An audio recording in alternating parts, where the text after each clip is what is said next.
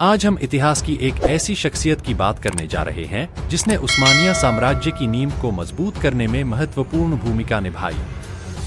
जी हाँ, मैं बात कर रहा हूँ बला खातून की, जिन्होंने न केवल एक महान शासक की पत्नी होने का हक अदा किया बल्कि खुद भी एक मजबूत और बहादुर महिला थीं।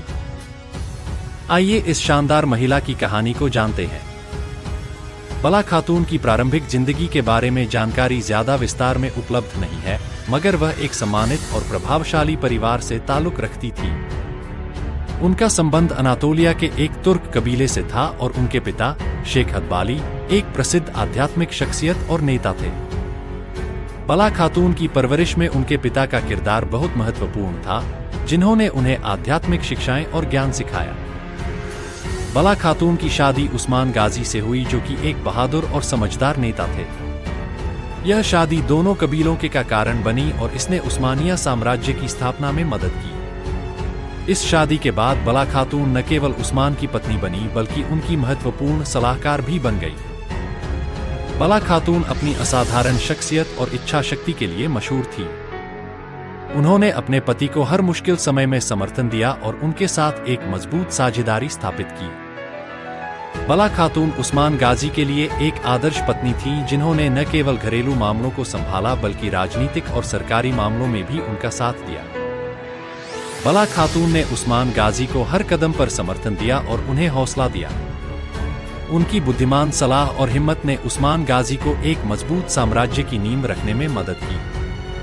शेख अदबाली के विचार और शिक्षाएं भी उस्मान गाजी और बला खातून के बीच एक साझा संबंध थी, जो उनकी साम्राज्य को आध्यात्मिक शक्ति प्रदान करती थी।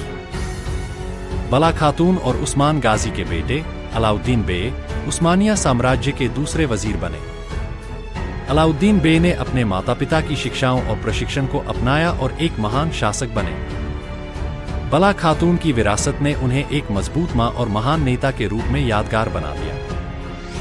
बला खातून का निधन उस्मानिया साम्राज्य के प्रारंभिक दौर में ही हुआ। उनकी कब्र सगुत में स्थित है, जहां आज भी उनकी याद में लोग दुआ करते हैं। उस्मानिया इतिहास में बला खातून को एक उदाहरण के रूप में पेश किया जाता है और उनकी शख्सियत को आज भी याद किया जाता है। बला खातून की जिंदगी हमें यह सबक देती है कि महिलाओं की भूमिका किसी भी महान साम्राज्य के निर्माण में कितनी महत्वपूर्ण होती है। उन्होंने न केवल एक महान शासक का समर्थन किया बल्कि खुद भी एक उदाहरण बनकर उभरी। उनकी जिंदगी, उनकी कुर्बानी और उनकी वफादारी को आज भी याद किया जाता है। उस्मानिया साम्राज्य का इतिहास बला खातून के सुनाई। बिना अधूरा ये जंग बाद में जाकर जंग मोता के नाम से मशहूर हुई।